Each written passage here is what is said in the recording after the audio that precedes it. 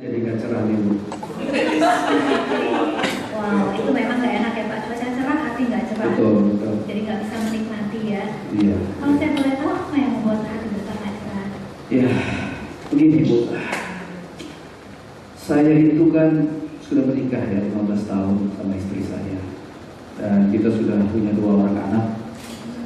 Dan saya sudah melihat istri saya belakangan ini sudah meninggalkan keluarga ini. Ya, tadinya kita bangun dengan komitmen yang tinggi, tapi entah kenapa istri saya akhirnya nggak peduli dengan keluarga ini. Ya, kalau saya mau cerita sedikit singkatnya aja Bu ya. Jadi istri saya ini habis ambil gelar doktor, itu dia punya waktu itu nggak pernah dari rumah. Saya biasa 9 to 5 kerja. Ya, jadi ibu tahu sendiri lah, macet di jalan, pulang sampai di rumah jam 9. Nah, kita tinggal di Karawaci. Istri saya pun ngajar di UPH. Tapi dia karena sangat sibuk, waktu sama anak juga nggak ada. Coba ibu bayangin, kesalnya ini luar biasa. Saya udah bilang berkali-kali sama ibu, tolong kasihlah waktu sama anak-anak. Nah, istri saya bilang, iya. Tapi bertahun-tahun, istri saya tak pernah memenuhi. Sampai anak-anak saya nangis-nangis. Setiap kali kita ketemu, anak-anak nanya, Mami di mana? Saya bilang, Mami lagi ada seminar. Istri saya, anak saya paling besar sudah komplain. Seminar lagi. Mami mau kawin sama seminar ya? Itu kata anak saya. Dan saya udah berkali-kali bilang sama istri saya, tolonglah Ani, kasih waktu. Cuma istri saya juga bilang, ya mau gimana? Ini schedule-nya sangat pack. Kita susah nanti reschedule lagi. Saya sampai tahap dimana saya pikir istri saya udah gak mencintai keluarga ini. Istri saya lebih mencintai pekerjaannya daripada saya atau daripada keluarga ini. Saya sendiri udah berpikir, saya udahlah mau tinggalin aja. Ya, itu yang saya pikirkan. Makanya saya mau minta nasihat, kira-kira apa yang saya harus lakukan ini untuk memulihkan lagi keadaan keluarga kita ini. Saya membayangkan cerita Bapak itu, saya sangat membayang pasti frustrasi sekali ya Pak ya. Kita ngomong berkali-kali tidak ada perubahan, dan itu kayaknya semakin hari semakin sibuk malah, dan sampai akhirnya kita merasa kok kayaknya bukan kita lagi yang menjadi prioritas, padahal kan kita prioritas. Akan-akan kita ditinggalkan gitu ya Pak ya. Kalau saya bayangkan itu nggak gampang sih Pak. Apalagi kita berkeluarga, pasti kan kita berharap saling mendukung, saling menyintai, saling berbagi hidup gitu ya. Tapi saya senang sekali mendengar Bapak datang ke sini dengan harapan mau mencari bagaimana bisa memulihkan hubungan. Ini saya pikir solusi yang terakhir lah, karena kita udah pergi ke berbagai tempat, nggak berhasil. Bahkan buat pendeta juga, udah dikasih tahu sama pendeta peranan istri apa, harus dong melayani di rumah tangga. Ini sekarang pembantu yang jadi ibu rumah tangga di rumah. Kalau dulu mulai tahu, semua pembantu. Istri datang ganti baju, mandi langsung pergi. Datang ganti baju pergi. Ini keluarga mau dibawa kemana Bu? Luar biasa sekali ya Pak ya. Berarti Bapak selama ini banyak sekali menanggung hal-hal yang seharusnya menjadi pekerjaan istri. Benar. Nah, kalau boleh tahu Pak, kira-kira peristiwa ini, fenomena ini jadi sejak kapan? Iya, kalau mau dicerita ya, sebenarnya ini baru terjadi kan sesudah istri itu ngambil program doktor. Sebenarnya saya dukung dia, tapi saya nggak berpikir akan jadi begini, gitu loh. Jadi istilahnya ini kayak blunder nih kelihatannya nih ke saya ini. Jadi sejak sejak dia jadi ini tawaran jobnya di mana-mana, seminar di sana sini, dia udah kayak dosen terbang di mana-mana. Jadi hampir gak ada waktu lagi dalam 3 tahun terakhir ini. Bapak merasakan fenomena ini sekitar 3 tahun terakhir. Iya. Oke. Berarti sebenarnya kalau yang saya tangkap Bapak awalnya sangat mendukung. Saya sangat mendukung. Wow, luar biasa Bapak. Tidak banyak suami yang bisa mendukung kemajuan istri seperti Bapak. Terima kasih Bu. Oke. Jadi awalnya Bapak sebenarnya sangat mendukung, cuma mungkin ada harapan pada saat Bapak mendukung tersebut ada batas-batas yang akan diterapkan gitu ya pada saat hal yang diinginkan tercapai. Seperti itu kira-kira yang Saya sih berharap begitu, cuman saya nggak tahu apakah saya pernah ngomong atau enggak ya. Tapi saya harapkan sih begitu. Ya istilahnya seperti istri kan udah S3, masa nggak tahu sih peranannya di rumah gitu loh. Ya, dan yang diambil S3-nya pun bidang sosiologi lagi. Sosiologi yang mengenai kemasyarakatan, ya keluarga gitu.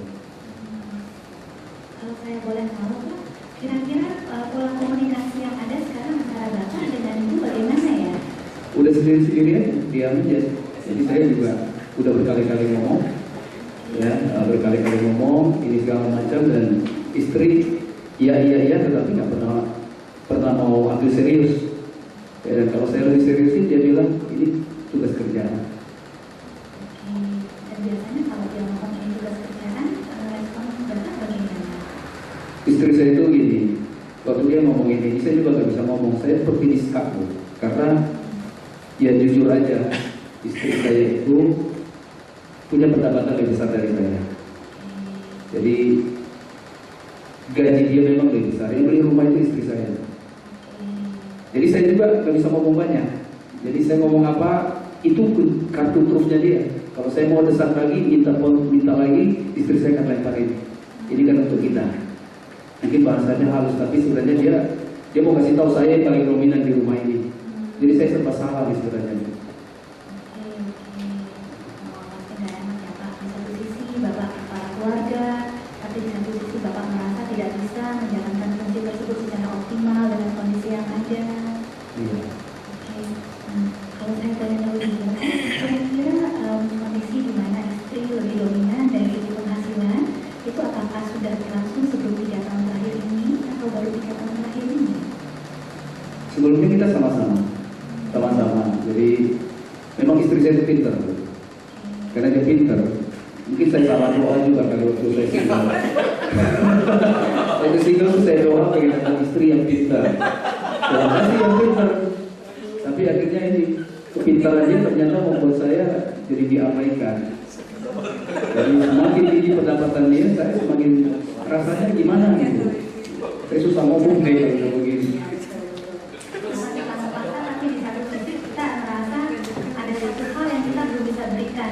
Ya. Tapi di satu sisi kita merasa ada hak kita juga yang terambil. Betul. Oke. Nah, kira-kira sejauh ini selama 3 tahun terakhir ini kan peristiwanya baru mulai 3 tahun terakhir gitu ya. Kira-kira apa yang Bapak rasakan selama ini terhadap istri Bapak? Perasaan saya, istri saya itu makin jauh. Istri saya itu makin menginjak-injak saya. Walaupun dia tidak verbal ngomong, tapi dengan semakin banyak kerja, uangnya juga makin banyak. Dan saya juga melihat saya sepertinya seorang suami yang hanya seperti kerbau dicucuk itu. Saya mau berontak, mau kasih tahu, tapi saya susah. Posisi tawar saya susah. Karena gini, kalau saya minta istri saya berhenti, mungkin saya bisa lakukan. Memang keluarga kita kondisi ekonominya akan goyang. Walaupun saya nggak tahu apakah istri mau ambil itu atau enggak. Kalau Bapak sendiri, preferensinya seperti apa? Kan tadi Bapak bilang ada 2 kemungkinan gitu ya. Kalau misalkan istri berhenti, memang ada kemungkinan rumah tangga secara finansial bisa goyah, tapi waktu mungkin bisa spend lebih banyak. Terlepas kita belum ngomong kira-kira istri bersedia atau enggak. Alternatif lainnya ya kita seperti ini, atau mungkin ada alternatif yang lain. Tapi kalau saya boleh tahu, yang Bapak harapkan sebagai kondisi yang ideal itu seperti apa? Saya pengen kita kembali lagi seperti dulu. Saya pengen kita kembali seperti dulu, waktu bersama-sama. Saya itu sama istri sering nonton bareng. Dari dulu kita hobinya sama-sama tuh nonton bareng. Sekarang 3 tahun terakhir, sekalipun nggak pernah. Saya cuma nonton sama anak-anak. Kadang-kadang saya sendiri pergi nonton sendiri. Ya, dan saya juga membayangkan istri saya di samping saya, tapi dia nggak ada. Dan itu makin membuat saya sedih. Kalau mau nangis, saya bisa nangis nih sekarang. Saya menangkap sepertinya perasaan Bapak sebenarnya masih sangat dalam dan kuat kepada istri sebenarnya ya. Masih mengharapkan kebersamaan dia, masih mengharapkan dia bisa spend time bersama-sama. Cuma sepertinya semakin hari harapan tersebut semakin jauh dari jangkauan sepertinya ya. Dan kelihatannya makin sulit karena rencana dia akan ambil beasiswa di Swiss. Ya, dia akan tinggalkan keluarga untuk 1 tahun dia bilang. Dan saya nggak tahu kalau dia berani mengambil keputusan itu, mungkin saya akan tinggalkan dia. Ketika Ibu menyampaikan rencana tersebut kepada Bapak, waktu itu apa saja yang didiskusikan? Saya diam aja.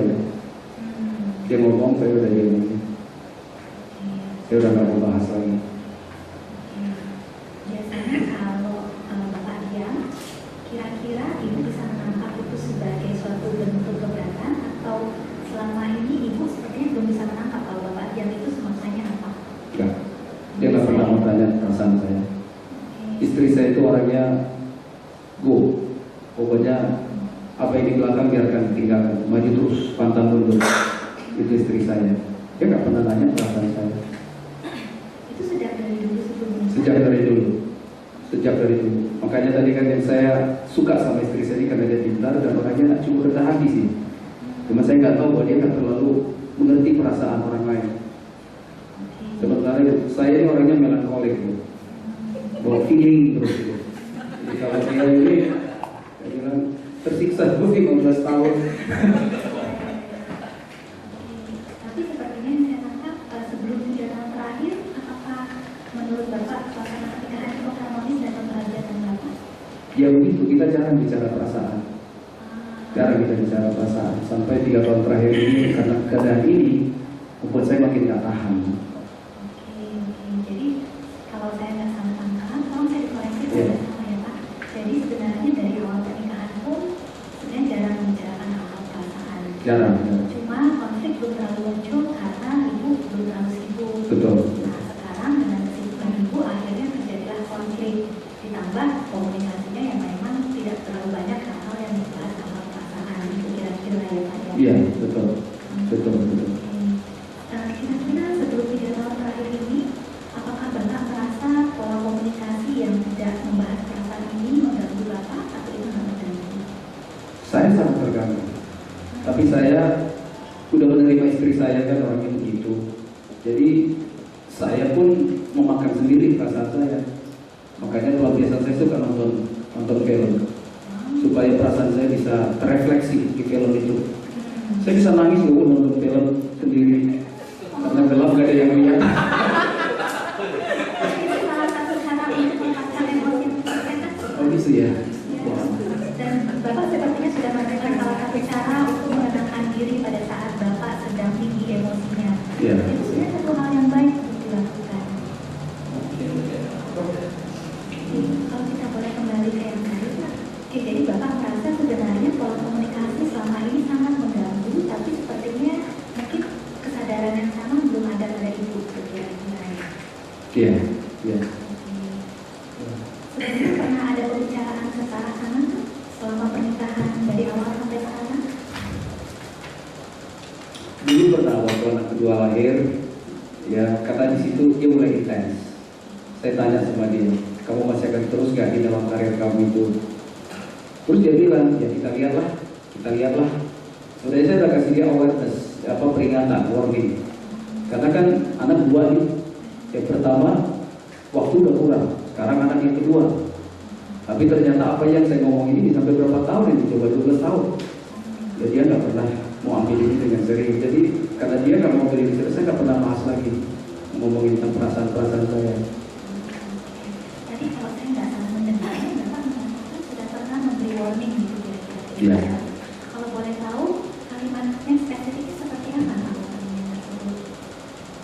Ya memang saya bilang gini, kamu udah pikirin belum? Kalau kita ini lahir anak kedua, berarti kan waktu di rumah harus lebih banyak. Kamu udah pikirin belum karir kamu ini akan seperti apa? Karena kelihatannya memang karir saya lagi menjulang, sangat ini luar biasa gitu. Jadi saya tanya sama dia itu karena saya udah takut. Tapi karena dia cuek, di dalam hati saya warning yang saya pikirkan tadinya, kalau kamu lakukan ini akan mempengaruhi keluarga kita, akan merusak keluarga kita. Kalau saya boleh tahu kan tadi Bapak ada warning tersebut didasari oleh kekhawatiran waktu yang akan berkurang gitu. Iya. Kira-kira selain perasaan kekhawatiran waktu akan berkurang, ada kekhawatiran lain nggak dalam diri Bapak mengenai kalau seandainya nanti seperti istri Bapak makin sukses, ada kekhawatiran kekhawatiran-kekhawatiran lain yang begitu? Sempat kepikir saya akan ditinggalkan. Artinya ibu tahu sendiri, saya kan kerja di sebuah perusahaan yang karirnya ya begitu-begitu aja. Dan saya udah ketemu, punya banyak teman ya, yang cewek-cewek ini segala macam, kalau karirnya bagus, apalagi istri saya cantik Bu, jadi dan sangat pintar modis, makeup segala macam. Saya udah banyak ketakutan itu sebenarnya, cuman kan saya tahan karena saya tahu istri saya masih setia. Ya, tapi dengan seiring berjalannya waktu dia gak terlalu mau peduli, dan dia ini ketakutan saya adalah ya istri saya mungkin akan pergi sama yang lain, yang mungkin yang lebih sama, mungkin rasa saya dengan dia kurang kali Bu ya. Dia S3, saya ini kan tamat SMA sebenarnya. S1, saya cuma S1-nya juga yang kuliah malam itu loh. Karena istri saya dari UI itu, dari sosiologi. Jadi Bapak pernah ada kekhawatiran akan ditinggal kalau istri semakin sukses gitu dalam karirnya? Ada. Kalau saya boleh tahu Pak, kalau Bapak keberatan, perasaan ini muncul sejak kapan? Apakah sejak awal pernikahan, kalau Bapak tahu oh istri saya pandai, cantik, perasaan itu sudah ada, atau sejak kapan perasaan itu mulai muncul? Saya nggak tahu persis perasaan itu muncul sejak kapan, tapi ya mengalir aja gitu. Semakin dia sukses, saya lebih ada ketakutan. Saya ada kecemburuan, ya saya ada marah, ya dan saya pikir oh istri saya kok jadi milik semua orang, kok sama orang lain waktunya banyak. Sementara sama saya, sama keluarga apa? Dia di telepon malam-malam bisa langsung jalan. Sementara kita mau pastikan di rumah, waduh susahnya setengah mati. Jadi saya merasa saya ada kecemburuan di dalam hati saya, karena istri saya bukan milik saya lagi.